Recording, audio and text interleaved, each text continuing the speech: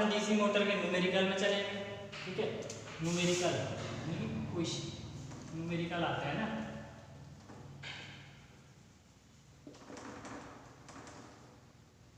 ठीक है।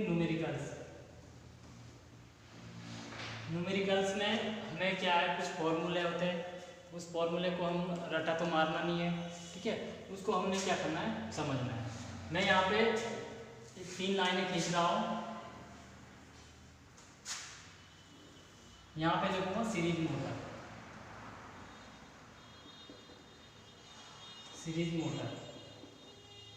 ठीक है। यहाँ लिखूंगा शंट मोटर, चलो हिंदी में लिख देता हूँ शंट मोटर,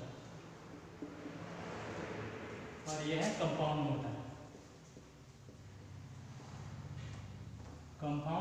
मोटर, ठीक है। तीनों मोटर हैं, तीनों के कुछ फॉर्मूले होते हैं, जैसे हमने ईएमएफ निकाला था, ईवी, ठीक है।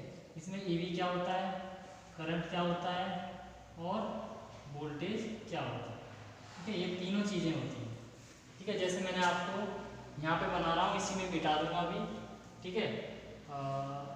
हाँ ठीक है, थोड़ा सा मैं सर्किट के द्वारा समझा दूँ आपको। जैसे मैं शंट मोटर ले लूँ,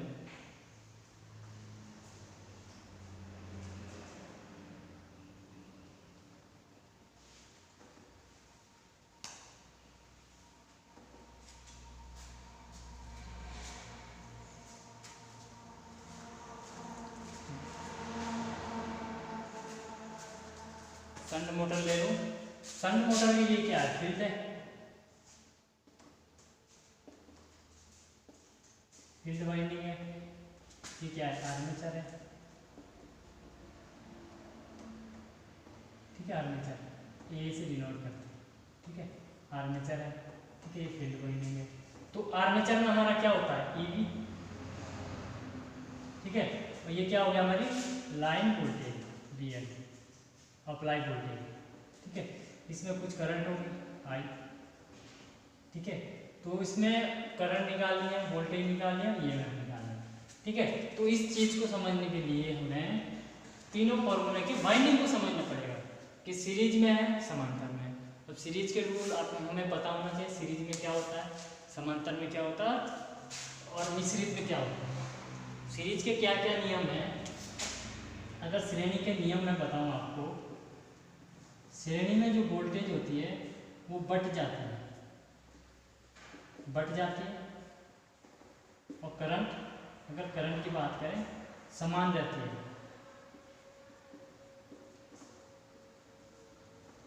ठीक है। सीरीज का अगर मैं सर्किट बनाऊं, कोई भी सर्किट बनाऊं, ये सीरीज का है, ठीक है। ये R1 है, ये R2 है, सीरीज है। अगर मैं यहाँ से कोई वोल्टेज अप्लाई करूँ, कोई ईएमएफ सोर्स अगर मैं अप्लाई करूँ, ठीक है, आप समझ रहे हो, तो सीरीज में क्या होगा, बढ़ जाएगी। तो जो V1 मान लो, ये V1 है, ये V2 है, इस सर्किट में V2 है, इस सर्किट में V1 है, ठीक है। ये टोटल वोल्टेज, तो बटने का मतलब है V टोटल, यानी कि टोटल है बराबर V1 प्लस V2, ठीक है। यानी कि बराबर में क्या आ जाएगी, वोल्टेज बढ़ जाएगी, और करंट में क्या बोला मैंने, दोनों में समान रहेगा, ठीक है। तो श्रेणी का नियम ये है, समांतर का नियम ये एकदम इसके अपोजिट है, ठीक है। तो जैसे मैं यहाँ पर सीरीज मोटर है, तो सीरीज मोटर का अगर मैं स्ट्रक्चर बनाऊं, तो किस तरह का स्ट्रक्चर बनेगा हमारा सीरीज मोटर का,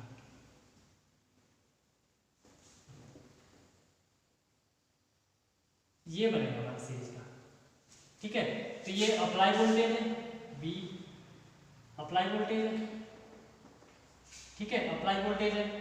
तो अगर मैं इसका वोल्टेज निकालूं, तो VL बराबर क्या होगा, VL बराबर होगा इसका EV प्लस इसका रेजिस्टेंस EV प्लस IARA के बराबर ये वाली वोल्टेज है, ठीक है। आर्मेचर का रेजिस्टेंस, ठीक है, और आर्मेचर की धारा, और इसमें पैदा होने वाला ईएमएफ क्या होगा, बराबर प्लस क्या होगा, ये वाला फील्ड का भी है, तो इसका रेजिस्टेंस प्लस इसका resistance I field current plus और इसका रेजिस्टेंस, ठीक है, आर फील्ड, क्योंकि जो हमारा बी बराबर होता है आई एल, ठीक है। तो इसका आई इसका आर, इसका आई इसका आर, तो इसका ईएमएफ, ठीक है, इसका करंट, इसकी वोल्ट, इसकी रेजिस्टेंस, कितना करंट जा रहा है, कितना इसका रेजिस्टेंस है।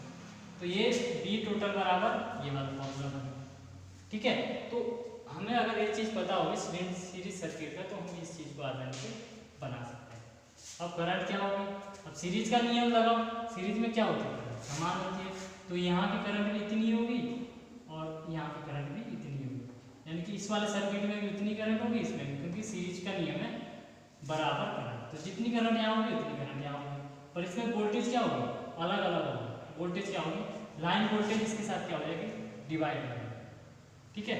तो आई निकालना, आई बराबर, देखो line I L line voltage, जो यहाँ से चलने वाली लाइन, जो वो मतलब यहाँ से जो जाने वाली करंट होगी वो कौन सी करंट होगी, लाइन वोल्टेज होगी। फिर आर्मेचर, सब लाइन करंट होगी, फिर आर्मेचर करंट होगी। आर्मेचर करंट क्या होगी, आई एल बराबर फील्ड करंट आई एल, ठीक है। तो ये तीनों क्या होगी, बराबर होगी सीरीज मोटर के केस में, ठीक है। अब हम समांतर मोटर के केस में जाते हैं, ठीक है। आप ये कॉन्सेप्ट अगर याद रखोगे तो ये क्या है, आसानी से दिख जाएगा, ठीक है। अगर अब मैं समांतर मोटर में जाता हूँ, समांतर मोटर में जाता हूँ, I F plus I F, ठीक है।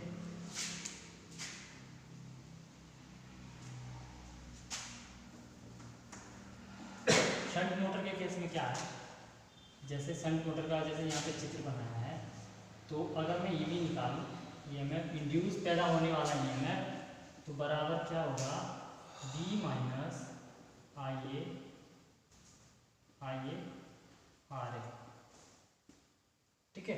आर्मेचर करंट और आर्मेचर वोल्टेज के बराबर होगा, ठीक है। जैसे लाइन वोल्टेज ये है, लाइन वोल्टेज मतलब जाने वाला कौन सा है, ये वाली है, ये दोनों क्या है, आने वाली है, ठीक है। सॉरी ये आने वाली है, ये दोनों जाने वाले हैं, तो दोनों जाने वाले माइनस और ये आने वाला प्लस, ठीक है। तो इसका आर्मेचर का वोल्टेज है ना, आर्मेचर का वोल्टेज माइनस लाइन वोल्टेज, ठीक है, बराबर किसका होगा, ईवी के बराबर, ठीक है। अगर ये इसको मैं उस तरफ रखूँ तो जैसे बी एल है, ठीक है, बी एल कौन सा है, माइनस का है, तो इधर आके क्या हो जाएगा, प्लस का हो जाएगा, उधर जाके ई बी क्या हो जाएगा, तो ई बी माइनस प्लस का तो माइनस का हो जाएगा, माइनस का हो जाएगा, और माइनस बी आर, यानी कि armature resistance, B R armature resistance, ठीक है। आर्मेचर रेजिस्टेंस और ईवी उत्पन्न वोल्टेज, उत्पन्न ईएमएफ,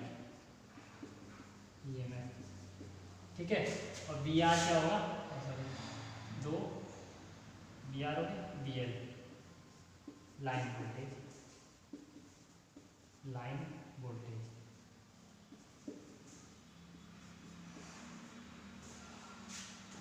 ठीक है। तो ये दोनों क्या है, जाने वाले है ना, खर्च करने वाला, ये आने वाला है, तो इसका क्या निकल जाएगा, ये फॉर्मूला निकल जाएगा, ठीक है।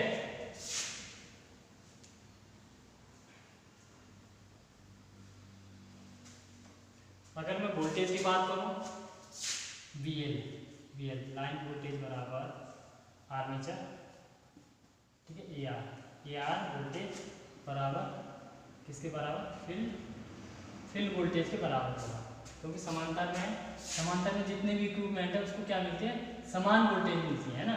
सीरीज में बढ़ रही है वोल्टेज और समांतर में क्या होगी, बढ़ेगी, मतलब अगर 220 अप्लाई करूँगी यहाँ पे तो 220 इसे मिलेगी और 220 इसे मिलेगी, ठीक है।